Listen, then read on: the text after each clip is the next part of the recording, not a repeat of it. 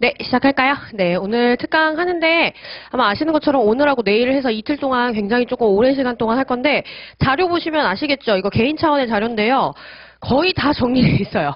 거의 다 정리가 돼 있고 웬만하면 12월 전까지 요 정도는 공부하고 오시라고, 그러니까 1기, GS 1기 시작하기 전에 요 정도는 공부하고 오시라는 의미에서 제가 조금 욕심을 내서 정리를 좀 했고, GS 연기 들으신 분들은 아마 전반적으로 리뷰가 되실 거고, GS 연기 안 들으신 분들은 아 이런 게 있었구나라는 차원으로 조금 뭐라 해야 될까요? 까먹었던 거 다시 떠올리고 아 1기 때 이런 거를 좀 더 구체적으로 배우는구나라는 감을 좀 잡으시라는 의미로 이렇게 제가 좀 특강을 잡았고, 조금 힘들 수는 있어요. 이틀 동안 뭐 이렇게 오랜 시간 동안 수업 듣는 게 쉬운 건 아닙니다. 그렇죠?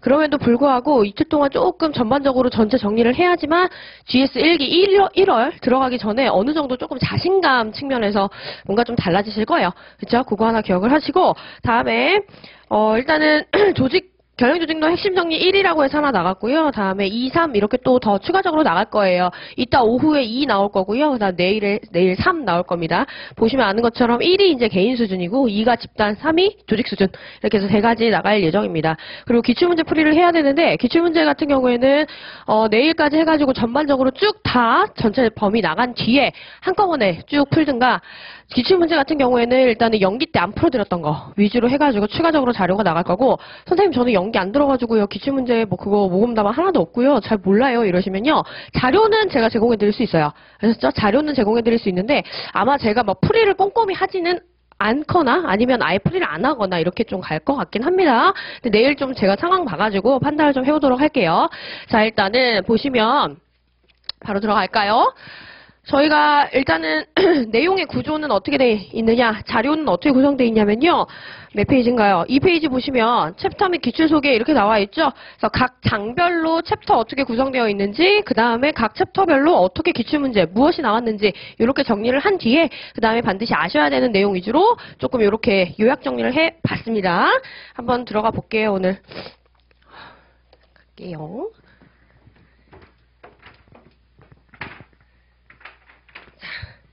아시면요, 일단은 뭐 경영조직론이라고 해가지고 이번에 저희가 그 전면개정 들어가고 있기는 해요. 전면개정이 들어왔는데 경영조직론 같은 경우에는 크게는 2챕터로 나뉘는 거고, 저희가 조금 수업용으로는 자잘하게 조금 더 나눠서 본다라고 생각을 하시면 되는데, 자, 경영조직론 전체 그러니까 교재 구성이라 보시면 됩니다. 일단 경영조직론 자체가 무엇이냐라고 해서 챕터 1에서는 경영조직론 개관 측면에서의 내용이 조금 들어가요. 경영조직론이라는 거는 결국 조직을 대상으로 한 연구들의 총합이죠. 그렇죠? 그렇기 때문에 이 연구 대상이 되었던 조직이 대체 뭘 말하는 건지, 그 다음에 이 조직을 대상으로 한 과학적 접근 방식인 조직 이론들이 어떻게 발전해 왔는지, 조직 이론의 발전 과정, 이게 바로 주요 내용으로 구성이 되어 있습니다. 됐나요? 자, 조직 이론 같은 경우에는 다양하게 우리가 분류를 해볼 수는 있어요. 엄청나게 다양하게 분류가 되고, 특히 제가 이쪽 조직 이론의 발전 과정 이쪽을 이번에 엄청나게 전면 개정하면서 신경을 많이 썼고 조금 추가적인 내용도 많이 들어갔고 하긴 합니다. 여기를 좀 신경을 많이 쓰고 이것만 며칠을 썼어요. 1장만 한 30페이지밖에 안 되는데도 조금 신경을 많이 썼는데, 자, 조직 이론을 분류하는 기준은 됐다 많아요. 엄청 많아요. 뭐 연구의 목적을 기준으로도 분류해 볼 수 있고, 아니면은 또 뭐가 있어요? 수준을 기준으로 분류해 볼 수 있고, 아니면 스캇이라는 학자가 있어, 대표적인 학자. 그런 학자가 분류한 기준도 물론 있어요. 이번에 우리 여러분 이제 수험서 보면 스캇 학자 얘 뭐야? 얘 버려버리고 싶어, 얘 뭐야? 막 이렇게 할 수도 있는데, 아무튼 좀 여러 가지로 분류를 해볼 수는 있어요. 그런데 우리가 대표적으로 분류 기준 2가지는 이미 알고 있습니다. 첫 번째는 뭔가요? 첫 번째는 수준을 기준으로 분류하는 거예요. 수준을 기준으로 분류한다는 거는 여러분이 알고 있는 것처럼 뭡니까? 개인, 집단, 조직. 그쵸? 자, 그래서 개인, 조직 안에 있는 개인의 행위와 관련된 연구들을 모았다? 그럼 그것이 바로 뭐가 되는 거예요? 개인, 행위 수준에서의 연구가 되는 거고, 아니면 혼자 있을 때와 다르게 여러 명이 있을 때는 하는 짓이 달라진다 그랬죠? 그래서 어떻게 되는 거예요? 집단 수준의 행위를 연구한 이론들을 모아놓으면 그것이 바로 집단 수준의 조직 이론이 되는 거고, 마지막은 뭡니까? 조직 자체와 환경과의 관계나 아니면 조직 내에서 전체 구성원들의 행위 수준에서의 연구가 이루어진다라고 하면 그것이 바로 조직 수준의 행위 연구로 보시면 돼요. 그렇죠? 행위라는 말이 조금 안 좋긴 하지만 수준이라는 말로 바꿔서도 볼 수 있을 겁니다. 개인 수준, 집단 수준, 조직 수준. 그렇죠? 여러분이 일반적으로 알고 있는 거고, 기타의 분류도 있으나 이 수준을 기준으로 보는 것 외에 뭐도 또 있을 것 같아요. 시간을 기준으로 해서 보는 방법도 있습니다. 자, 시간적 순서에 따라서 조직 이론을 분류한다라고 한다면 가장 초창기에 나왔던 어떤 이론? 고전 이론. 그렇죠? 이 고전 이론의 공통적인 비판점이 뭐였었어요? 조직 내에 있는 인간에 대한 고려가 없다. 그래서 나온 이론이 이제 뭐가 되는 거예요? 신고전 이론 나오는 거고, 이 신고전 이후에 또 어떤 이론들이 나와요? 통합관점이라고 해가지고 근대적 이론들이 전개가 되는 거고, 하나만 더 분류한다라고 한다면 이제 현대적 이론들이 여기에 포함이 되는 거예요. 됐죠? 자, 이게 이제 기본적인 조직 이론의 발전 과정이고, 우리가 개관 차원에서 보는 내용이 바로 요게 됩니다. 조직의 개념적이, 조직의 목적, 이거 갖다 버려, 안 나와. 그죠? 이런 거 다 필요 없어. 그냥 여기서부터 보면 되는 거예요. 됐죠? 자, 저희는 일단은 여기 경영조직론의 개관에서 조직 이론 자체에 대해서 연구를 할 때는, 조직 이론 자체에 대해서 공부를 할 때는 이제 요거를 기준으로 해서 조금 볼 거고, 그 다음에 전체적인 경영조직론의 교재는 어떻게 된다? 수준별로 분류해서 볼 거예요. 됐죠?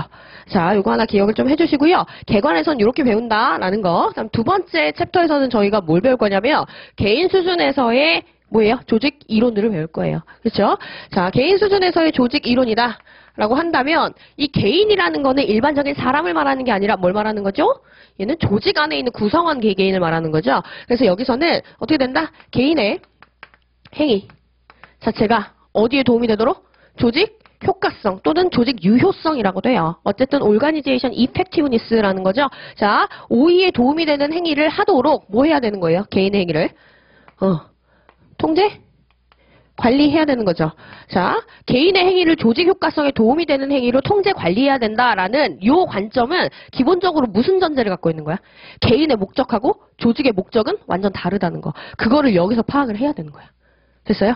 개인의 목적하고 조직의 목적은 완전히 다른 거기 때문에 개인이, 조직 안에 있는 개인 구성원이 조직의 목적 달성을 위해서 지가 자발적으로 이쁜 짓을 하긴 어렵다는 거죠.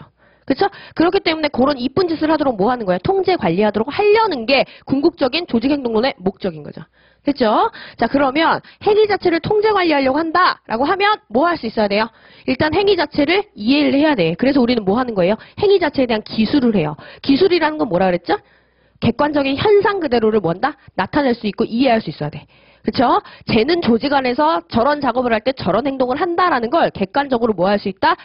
현출해낼 수 있어야 돼. 그 다음 뭐 하는 거예요? 이 행위 자체가 왜 나오는지, 이 행위의 결과는 어떻게 되는지에 대한 뭐가 들어갑니까? 설명. 설명이라는 건 인과관계 설명이에요. 여기서 말하는 건 설명과 예측이 들어가는 거예요. 이거에 대한 이해가 있어야지만 궁극적으로 통제 관리가 가능한 겁니다. 됐나요? 그래서 우리가 지금 뭐 하는 거예요? 개인 행위에 영향을 미치는 각종 변수들을 살펴보면서 이 행위 자체를 기술 설명 예측하여 뭐 하려고 한다? 통제 관리하려고 시도하는 거지. 됐나요? 자, 그래서 개인 행위에 영향을 미치는 각종 변수 엄청나게 많아요. 엄청나게 많은데 일단 첫 번째로 저희는 지각 챕터를 볼 거예요. 이번에 전면 개정 들어가면서 순서가 쫙 바뀌어버렸는데 지각 챕터를 먼저 봐요. 지각이라는 건 뭡니까? 조직 안에 있는 다른 구성원의 행위, 다른 구성원 자체에 대한 뭐예요? 객관적 인식을 하려는 노력이에요. 즉 기술 측면에서의 노력이라고 보시면 돼. 오케이? 그렇잖아. 맞잖아. 그죠? 두 번째는 뭐 봐요 우리? 개인차. 와 관련된 변수를 봐.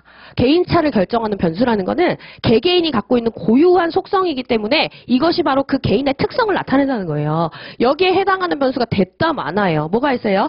일단 다양성 변수다라고 해가지고 뭐뭐가 포함됩니까? 신분, 특성. 신분 특성 뭐예요? 성별이나 나이나 인종, 하나가 외모. 와 같이 신분 특성 변수들 말하는 거야. 인구 통계학적 변수들 말하는 거야. 두 번째는 뭐예요? 능력이라고 해가지고 개개인이 갖고 있는 능력 역시도 살짝 고정된 성격이 있어. 둘 다 고정 변수예요. 근데 신분 특성 변수는 아예 선천적으로 고정되어서 바뀔 여지가 없어. 근데 능력은 바뀔 수는 있으나 오래 걸려. 그래서 고정 변수예요. 됐어요? 그다음 또 뭐 있어요? 다양성 말고 개개인의 성격. 개개인의 가치관. 얘네는 뭐다? 거의 다 고정적인 성격, 즉 바뀌지 않는 성격이 있기 때문에 얘네는 개인의 고유한 특성을 나타내주는 개인차 변수라고 보통 이야기를 해요. 됐죠? 세 번째 또 뭐 있을까요? 인과관계. 그러면은 개인차라는 변수들은 뭐예요? 기술뿐만이 아니라 설명, 예측까지 해줄 수 있는 변수야. 아, 얘가 성격 면에가 이래가지고 이런 행동을 한 거구나. 이런 성격인 애들은 이런 행동을 하니까 이런 결과를 가져오는구나. 이렇게 가는 거잖아. 그러니까 당연히 인과관계 파악과 예측까지 포함하는 거지. 됐어요? 됐어요? 자, 또 뭐가 있느냐? 뭐가 있을까요? 또 개인의 태도. 그죠? 대인의 태도라는 거는 보통 저희가 뭐를 위해서 하냐면 정말 설명 예측이라는 걸 하기 위해서 해요. 그렇죠? 대체 어떠한 태도가 어떠한 행위를 유발하고 그러한 태도가 궁극적으로 여기를 어떻게 바꾸는가를 살펴보는 거고 또 뭐가 있나요? 또 뭐가 있을까요? 태도뿐만 아니라 감정. 그렇죠? 어떠한 감정 상태가 어떤 행위를 유발하는 거고 그 행위는 조직에게 어떤 도움을 주는가 여기도 설명과 예측을 위해서 보는 챕터예요. 됐어요? 자, 또 뭐가 있을까요? 아유, 감정인데. 감정 있고 또 하나가 동기부여가 있어. 그죠? 동기부여라는 거는, 자, 동기부여는 우리가 일상적으로 나 동기부여가 안 돼. 나 공부할 동기가 없어. 이런 말을 많이 쓰긴 하지만, 조직행동론에서 동기부여라는 건 무슨 말이에요? 어떤 행위를 자발적으로 유지시키는 거죠. 그런데 그 행위가 아무 행위가 아니라, 여기에 도움이 되는 행위란 말이야. 그렇죠? 그래서 이 동기부여 챕터는 개개인 구성, 즉 조직 안에 있는 개개인의 구성원들이 어떠한 행위를 왜 일으키는가에 대해서 살펴보는 과정을 설명한 챕터야. 그러니까 당연히 얘도 설명 예측 쪽에 들어가요. 그러면 마지막 하나 뭐 남았어요? 이제 학습 남았네. 학습은 어떤 측면에서?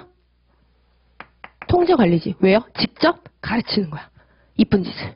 됐어요? 그래서 저희가 보통 여기 통제 관리 쪽에 학습이라고 해서 어떠한 행위를 뭐 한다? 가르칠 수 있는 원리와 구체적인 방법인 강화를 보는 거예요. 그래서. 됐어요? 원리가 바로 뭐가 돼요? 학습 이론인 거고 하나가 그 구체적인 방법이 강화가 되는 거지. 전체 구조 끝. 이게 개인 수준. 이렇게 나갈 거예요. 개인 수준 끝나고 나면 이제 뭐 들어갑니까? 집단 수준 들어가게 돼요. 됐나요? 여기까지 해가지고 자료 정리 돼 있는 거 한번 보도록 할게요. 가볼게요. 자, 어디를 가시면 좋냐면, 자, 챕터의 기출 소개라고 해서 2페이지 가시면 조직이론의 발전과 관련된 내용이 나와 있는데 여기는 조금 설명 들어가고 보고 그 다음에 한 페이지 넘어가시면 5쪽에 뭐 나와 있습니까? 개인 수준에서의 챕터의 기출 문제하고 챕터 소개가 쭉 열거가 돼 있어요. 여러분이 선생님 이 자료를 12월 안에 공부하시라고 하셨는데 이 자료를 다 외우라는 말인가요? 어떻게 외워 12월 안에 얼마 남지도 않았는데 12월이 그죠? 못 외워요. 뭘 외우면 좋겠냐면 지금 보시면 표에서 뭐예요? 여기 오른쪽 왼쪽인가요? 여러분 쪽에서 왼쪽에 가시면 1절이 지각, 2절이 개인차, 3절이 태도, 5절이 감정 뭐 이렇게 쭉 나가죠. 이 각각의 변수가 대체 무엇을 설명하려고 하는지에 대한 이해만 하세요. 그 정도 공부하시면 돼요. 그렇죠? 그래서 지각이라는 챕터를 선생님이 왜 먼저 본다고 했지? 개인의 행위 자체를 뭐한다? 있는 그대로 객관적으로 인식하기 위해서 즉 기술을 위한 챕터이기 때문에 먼저 보는 거고 이렇게 이해를 하시라고. 됐죠? 그렇게 해서 한번 12월 동안 정리를 하길 바랍니다. 자, 여기까지 제가 딱 챕터 소개만 2개 한 거예요. 됐죠? 자, 이렇게 이제 나갈게요. 오늘 한 오후까지는 걸릴 것 같아요. 오후의 절반 정도? 걸릴 것 같아요. 기본 이론 수준으로 할 거다라고 각오를 하고 왔습니다. 그래서, 그러니까는 조금, 보시면 돼요. 그럼 연기 때 뭐 할 건가요? 연기 때 할 거 더 많아요. 걱정 안 해도 되고. 이 정도만 이해하고 가면 될 것 같아. 자, 이제 가볼까요? 여기부터, 여기. 이론부터. 가볼게요. 이론부터. 조직 이론. 조직에 대한 이해 다 갖다 버려. 소용없어.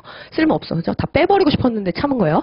자, 가볼게요. 조직 이론이라는 거는 여러분 아시는 것처럼 뭐가 될 것 같아요? 조직 이론 대체 뭐를 연구한 것 같아요? 뭘 연구한 거야? 조직 이론은 뭘 연구한 거야? 조직 이론은 조직과 관련된 다양한 현상을 과학적으로 설명해내려는 시도들이야. 그렇죠? 근데 이 조직 이론 자체의 발전 순서에 따라서, 즉 시간적 순서에 따라서 분류를 쫙 해보면 가장 초창기에 나와 있는 이론은 뭐가 된다? 고전 이론이 돼요. 자, 고전 이론 같은 경우에는 뭐가 됩니까? 연구의 목적이 뭐라 그랬어? 고전 이론의 연구 목적. 자, 대부분의 고전 이론들은 자, 산업혁명 이후에 미친 듯이 쏟아져 나왔죠. 그렇죠? 산업혁명 이후에 쏟아져 나온 이 이론들은 대체적으로 어디에 관심이 많냐면 산업혁명이 일어나가지고요. 이제 물건을 많이 만들 수 있게 됐어요. 그런데 많이 만드는 거에서 이제 그치고 싶지 않아요. 최소한의 노력을 들여서 더 많이 만들고 싶어요. 즉 효율성에 대한 욕심을 부리기 시작해. 그죠? 그래서 연구의 목적 자체가 뭐가 돼요? 효율 또는 능률을 통한 뭐를? 생산성 증대. 요거를 목적으로 뭐 한다? 다양한 방법에 대해서 과학적 방식으로 뭐해요? 설명을 내려고 하는 거예요. 자, 근데 이 고전 이론은 효율과 능률을 극대화시키기 위해서, 즉 효율과 능률을 극대화시키기 위한 방법으로 뭐를 제시하는 거냐면 기계적 접근을 하면 효율성과 능률성이 올라간다 이렇게 얘기를 하는 거예요. 그럼 이 기계적 접근이라는 건 대체 뭘 말하는 거예요? 기계처럼 모든 게 딱딱딱 가장 최적의 상태로 정해져 있어야지만 효율과 능률이 올라간다는 뜻이야. 됐어요? 그래서 대체 기계처럼 무엇을 딱딱딱 정해야 되느냐에 대해서 이론이 3개로 나뉘는 거지. 그렇죠? 첫 번째 이론이 뭐가 있어요? 테일러의 과학적 관리법. 그러면 과학적 관리법 설명 들어가기 전에 그냥 간단하게 이야기를 하면, 그럼 선생님, 그럼 과학적 관리법은 기계처럼 대체 뭐를 딱딱딱 정해야 된다고 말하는 거예요? 뭐를? 과업을. 그치? 과업 관리를 기계처럼 딱딱딱딱 이렇게 해놓으면 어떻게 된다는 거야? 이게 효율과 능률을 극대화시킨다는 거지. 됐어요? 과학적 관리법 한번 정리해 볼게요. 이론 정리하는 방법 알죠? 이론 정리는 어떻게 한다? 딱 지금 박스 보면 딱 감이 올 거야. 의, 내용, 평가. 됐어요? 의, 내용, 평가 다음에 시사점이라고 해서 관리자가 이거를 실제 관리에 어떻게 쓸 건지까지 하면 그게 어떻게 되는 거야? 시사점으로 들어가는 거야. 그렇죠? 그냥 까먹었을까봐 당연히 알고 있겠지만 이론의 정리 방법은 어떻게? 의, 내용, 평가, 시사점. 이렇게 전개되는 거. 그렇죠? 요 순서대로 정리를 조금 하면은 여러분 이론 공부할 때 덜 힘들어요. 됐어요? 사실 이거를 조금 더 기본 목차를 더 쪼갤 수도 있어.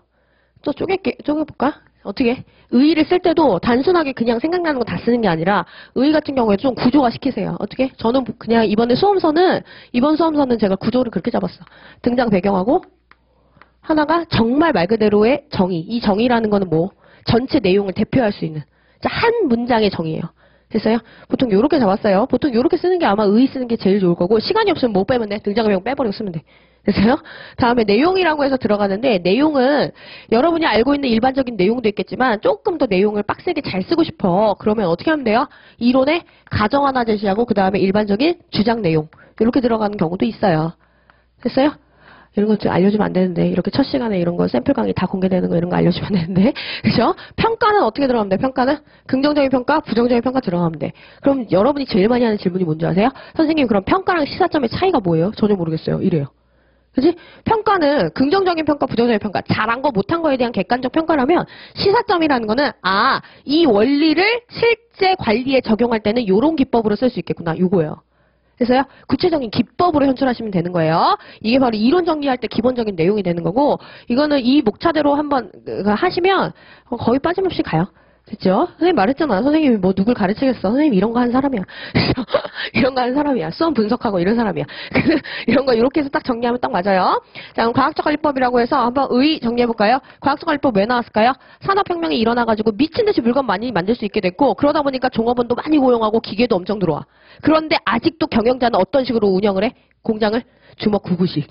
그죠? 그렇게 체계가 없이 경영을 하다 보니까 자꾸 어떤 문제가, 이거 주먹구구 이런 거 써도 되나요? 자, 주먹구구식으로 운영을 하다 보니까 어떤 문제가 발생한다? 태업, 파업, 아니면 태만. 이런 문제들이 계속 발생하는 거야.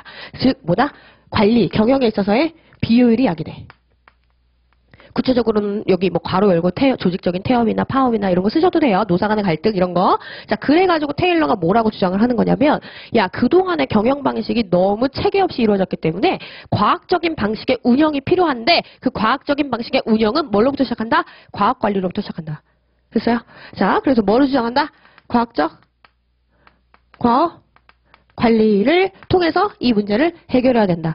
이 과학적 과학 관리 원칙을 제시한 게 뭐가 되는 거야? 주요 내용이 되는 거야. 됐어요? 그래서 개념 정의할 때는 내용을 대표할 수 있는 키워드를 하나로 외워야 되는 거야. 그래서. 자, 그럼 과학 관리 원칙이라는 거는 4가지가 있어.